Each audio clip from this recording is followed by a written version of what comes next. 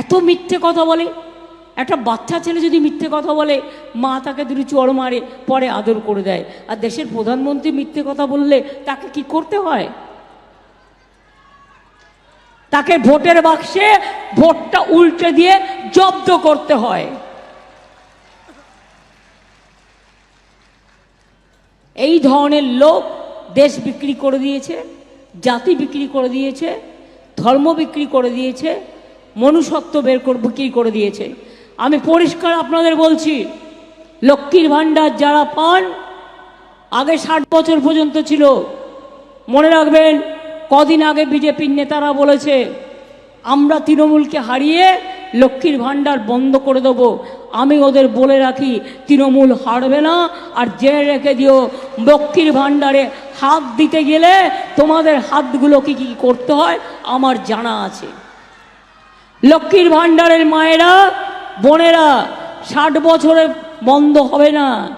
এবছরেই 6 লক্ষ বন্ধ হয়ে যেত, কিন্তু আমি বলেছি না, যতদিন মা বোনেরা বাঁচবে ততদিন লক্ষ্মীর ভাণ্ডার পাবে, যতদিন মা বোনেরা বাঁচবে লক্ষ্মীর ভাণ্ডার পাবে। কারণ লক্ষ্মীর ভাণ্ডারটা এটা একটা মা বোনেদের সম্মান। বিনা পয়সায় রেশন পাচ্ছেন, পাবেন। এনআরসি করতে দেব না।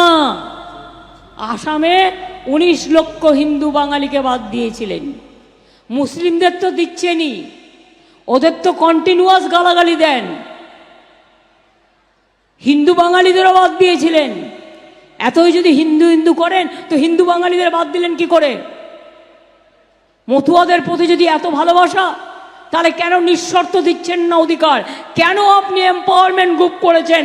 কেন বলছেন ফর্ম ফিল আপ করে বাবা মায়ের সার্টিফিকেট বাংলাদেশ থেকে নিয়ে এসো? আমাকে যদি বলে তোমার বাবা মায়ের সার্টিফিকেট নিয়ে এসো, আমি জন্মদিনই জানি না তো সার্টিফিকেট কোথা থেকে নিয়ে আসবো? বলুন সত্যি কিনা? মৃত্যু দিবসটা জানি, কিন্তু জন্মদিবস জানি না। আজকে যদি আপনাকে বলে 50 বছর আগেকার সার্টিফিকেট নিয়ে আসুন, পারবেন নিয়ে আসতে? আপনাদের একটা কাজ করুন, আপনাদের যিনি বিজেপির প্রার্থী হয়েছে তাকে বলুন তুমি প্রথম অ্যাপ্লাই করো।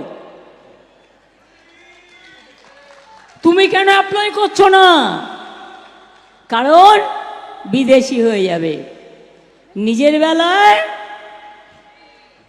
আটি সুটি, পরের বেলায় দাঁত কপাটি, তাই তো?